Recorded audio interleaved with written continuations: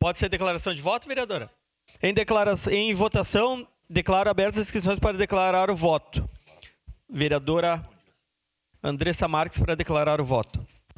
Senhor presidente, achei importante falar nesse pedido de informações, parabenizar a vereadora Rose, porque estava presente aquele dia na audiência e fiz uma pergunta para o secretário municipal, um questionamento, né? Ele até, enfim, acho que não gostou muito porque falou na Assembleia da UAB sobre o meu questionamento. Mas o que eu trouxe foi que esse pedido de informações, vereadora Rose, e acho que sim, foi uma vitória ele ter afirmado que o táxi lotação não vai parar de funcionar. Isso, obviamente, todos nós consensuamos que é fruto da pressão social. Eu e o vereador Libardi fizemos uma experiência, eu fui de azulzinho do Cruzeiro até o shopping e ele de Visate, obviamente eu cheguei antes. E, para surpresa de muitos, tinha muito movimento no azulzinho. Era cerca de perto das 6 horas até as 7h30 e muita gente entrando e saindo. Então, as pessoas usam, sim, o azulzinho, né, para fazer esses grandes trajetos, principalmente pessoas mais velhas, principalmente pessoas que vão trabalhar.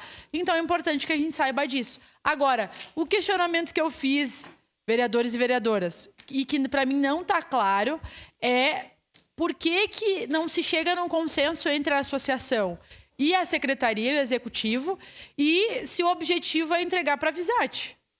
Se o objetivo for entregar para a Visate, o próprio Zoraido, que foi o vereador proponente desse projeto, estava presente aquele dia, ele disse que o objetivo era ir contra a questão do monopólio, quando eles foram criados. Aí agora nós estamos acabando, né, destruindo aos poucos os azulzinhos para repassar para a Visate, para que daqui a pouco eles não existam mais. Então, eu queria deixar registrado aqui que a nossa bancada é totalmente contrária a isso. Nós já temos um transporte público que não funciona na nossa cidade, que é ruim, que é caro. Nós não vemos perspectiva de melhora dentro desse modelo e agora a gente vai passar a fazer com que os azulzinhos entrem na mesma lógica. Nós somos, né, contra e nós vamos acompanhar, fiscalizar e buscar alternativas que não seja entregar para essa empresa que já tem a maioria, né, do transporte público da nossa cidade. Seria isso, senhor presidente. Obrigado. Obrigado, vereadora. Em declaração de voto, vereadora Rose Frigieri. Bom, em primeiro...